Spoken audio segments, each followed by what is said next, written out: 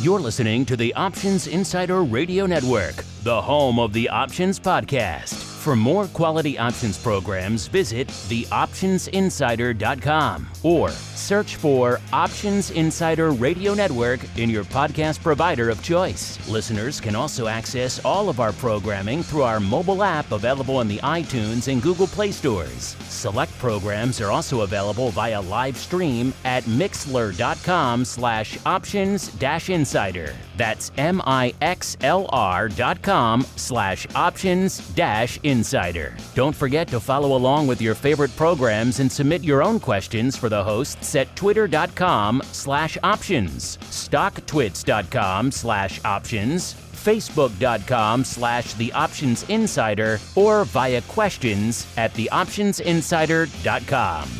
The Options Insider Radio Network is sponsored by Fidelity Investments. Fidelity's Option Trade Builder tool can help you confidently build an options trade in 3 simple steps. Just choose a strategy, select a contract, and then review the benefits and risks of the trade. Learn more about Option Trade Builder at fidelity.com/options. Options trading entails significant risk and is not appropriate for all investors. Certain complex option strategies carry additional risk. Before trading options, contact Fidelity Investments by calling 800-544-5115 to receive a copy of the characteristics and risks of standardized options. Fidelity Brokerage Services, LLC, member NYSE SIPC. Good morning. Today is Monday, December 10th, 2018. This is your Options News Rundown. I'm Dan Passarelli. Our first story today is from investing.com. It's the top 5 things to know in the market on Monday. First thing to know is the U.S. says March 1st is a hard deadline for a trade deal with China. Markets will be keeping abreast of the ongoing trade spat between the United States and China amid growing doubts over whether the world's 2 largest economies will be able to resolve their differences. U.S. Trade Representative Robert Lighthizer said on Sunday that trade negotiations between the 2 countries will need to reach a successful end by March 1st, or Washington will impose new tariffs. As far as I'm concerned, it is a hard deadline. When I talk to the President of the United States, he's not talking about going beyond March, Lighthizer said on the CBS show Face the Nation, referring to President Donald Trump's recent decision to delay new tariffs while talks proceed. Trump and Chinese President Xi Jinping agreed last week to hold off on additional tariffs on each other's goods for 90 days in order to allow for negotiations to continue. Washington and Beijing have been engaged in a trade dispute for the most part of the year, with both countries slapping tariffs on several of each other's products. The standoff has raised concern in the market about a potential slowdown in global economic growth. The second thing to know today is China lodges a strong protest over Huawei arrest. Markets were already reeling from news last week that Canadian officials had arrested the chief finance officer of Chinese electronics giant Huawei, name is Meng Wanzhou, for extradition to the U.S. On Sunday, China summoned the U.S. ambassador to Beijing to lodge a strong protest over the arrest.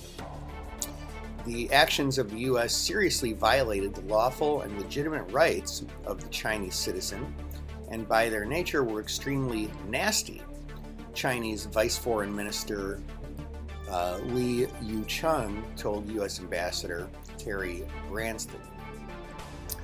China will respond further depending on U.S. actions, Li added, without elaborating. Meng, the daughter of Huawei's founder, faces U.S. accusations that she misled multinational banks about Huawei's control of a company operating in Iran. The development could throw up another hurdle to the resolution of a trade war between the world's 2 top economies. Third thing to know today is U.S. futures pointed to a lower open pre-open, which came to fruition. U.S. stock futures pointed to a lower open at the start of the trading week. The fourth thing to know today is oil prices slumped despite OPEC cuts. In commodities, oil prices slumped as investors shifted focus away from OPEC's decision last week to start cutting production and back to worries over global growth prospects. Economists are worried that global trade conflicts between the world's major economies will drag on global growth and by extension erode energy demand. U.S. West Texas Intermediate crude futures were down 79 cents or 1.5% at $51.82 a barrel. International Brent crude oil futures were at $60.95 a barrel, down 72 cents or 1.2%. And the fifth thing to know today is the Brexit vote is in focus. Back in Europe, investors are keeping a watchful eye on any further political developments in the UK ahead of a critical parliamentary vote on Tuesday, whether to accept or reject British Prime Minister Theresa May's Brexit deal. With her own future in the balance, May has repeatedly insisted that her deal, which envisages continued close ties with the EU, is the only one on the table, and that the alternatives are a painful no-deal exit from the EU or possibly no Brexit at all. It's widely expected that the vote will not pass, and ministers are concerned that the scale of defeat would be such it could bring down May's government. Our second story today is from MarketWatch.com. Sell the rally replaces buy the dip as battered market enters a critical week. Where have all the dip buyers gone? After weeks like the train wreck that just passed, investors are supposed to come along and scoop up bargains? No? Well, that's been the norm for decades after all. Alas, it's not the norm anymore. Indeed, the reliable buy-the-dip trend that made this market so dependable is gone, with the S&P 500, on average, failing to rebound following weekly declines this year for the first time since 2002, according to Morgan Stanley. The start of this week looks no different. Trade war jitters and uncertainty over the Fed's direction aren't helping as stocks take another hit. The Onion, which says we're in an Everest Marina trench pattern, channeled the White House with its tweet on what we're seeing. At any rate, the lack of those aforementioned dip hunters has caused Cantor Fitzgerald's Peter Cecchini to shift his approach. Our disposition towards equities has moved from buy the dip to sell the rally, Cecchini was quoted as saying in a Bloomberg piece. If I'm not constructive on the credit markets, then I won't be constructive on the equity markets. And no, he's not constructive on credit. Cecchini, heralded as one of the relatively bearish analysts in 2018, says he's decelerating U.S. growth and a frothy loan market will keep the credit market under stress as we head into next year. And that, ladies and gentlemen, is news you can use for today, Monday, December 10th, 2018, your options news rundown. I'm Dan Passarelli, trade smart, and have a great week.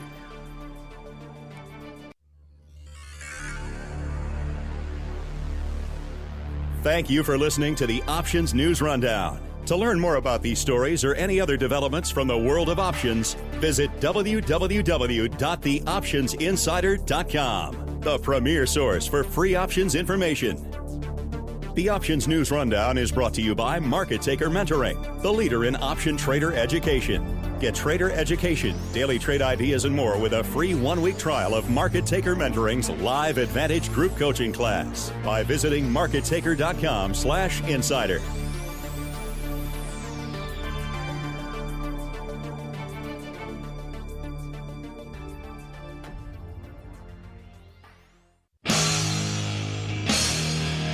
The preceding program was a production of the Options Insider Radio Network. For more quality options programs, visit www.theoptionsinsider.com or search for Options Insider Radio Network in your podcast provider of choice. Listeners can also access all of our programming through our mobile app, available in iTunes and on Google Play.